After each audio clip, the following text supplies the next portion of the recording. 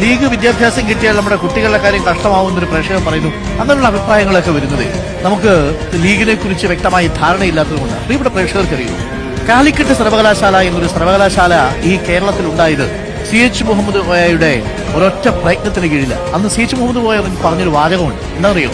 മലപ്പുറത്തെ സ്ത്രീകളോടാണ് പ്രത്യേകിച്ച് പറഞ്ഞത്, നിങ്ങൾ പലഹാരം ഉണ്ടാക്കാൻ വേണ്ടിയിട്ട് മാറ്റിവെക്കുന്ന തുക എനിക്ക് തരൂ, ഞാൻ നിങ്ങൾക്കൊരു സർവകലാശാല തരാം, അവിടെ നമ്മുടെ കുട്ടികൾ പഠിക്കട്ടെ എന്ന.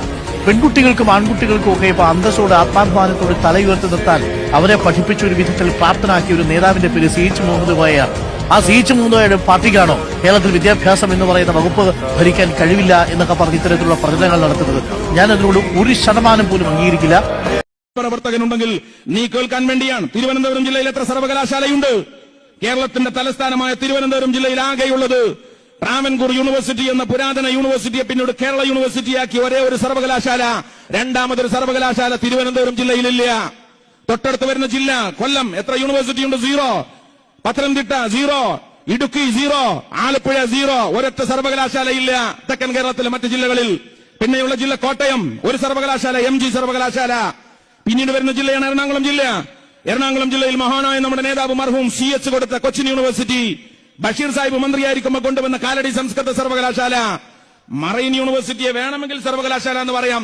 അതിന്റെ കീഴിൽ കോളേജുകളൊന്നുമില്ല. സെൻട്രലൈസ്ഡ് യൂണിവേഴ്സിറ്റി ആണെങ്കിൽ വേണമെങ്കിൽ 2 സർവകലാശാല. National university of legal advanced studies എന്ന് പറയുന്ന നുവാൽസ് എന്ന് പറയുന്ന ഒരു സർവകലാശാലയുണ്ട് കോളേജിലെ കീഴിൽ. വേണമെങ്കിൽ അതിനെയും ഒരു ക്യാമ്പസ് എന്ന് പറയാം. 2 മുഴുവൻ സർവകലാശാലകൾ, 2 കോളേജുകളില്ലാത്ത സെൻട്രലൈസ്ഡ് യൂണിവേഴ്സിറ്റി അഥവാ 3 സർവകലാശാലകൾ എന്ന് വേണമെങ്കിൽ പറയാം. പിന്നീട് വരുന്ന ജില്ലയാണ് തൃശൂർ ജില്ല. അഗ്രികൾച്ചർ യൂണിവേഴ്സിറ്റിയും നിർദ്ദിഷ്ട മെഡിക്കൽ യൂണിവേഴ്സിറ്റിയും അവിടെ വന്നാൽ തൃശൂർ ജില്ലയിൽ 2 സർവകലാശാലയുണ്ട്. പിന്നീട് വരുന്ന ജില്ലയാണ് പാലക്കാട് ജില്ല. എത്ര സർവകലാശാലയുണ്ട്?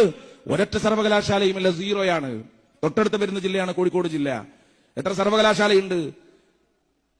വസ്തുതാപരമായി പറഞ്ഞാൽ നമ്മുടെ കോഴിക്കോട് യൂണിവേഴ്സിറ്റി നിൽക്കുന്നത് തേഞ്ഞിപ്പലം കഴിഞ്ഞ് നമ്മുടെ ജില്ലയുടെ കണ്ണായ ഭാഗത്താണ്. പിന്നെ ചേലേമ്പ്രയും കഴിഞ്ഞിട്ടാണ് രാമനാട്ടുകര തുടങ്ങുന്നത്. നമ്മുടെ ജില്ലയിൽ, കോഴിക്കോട് ജില്ലയിൽ സാങ്കേതികമായി പറഞ്ഞാൽ ഒരു സർവകലാശാലയില്ല.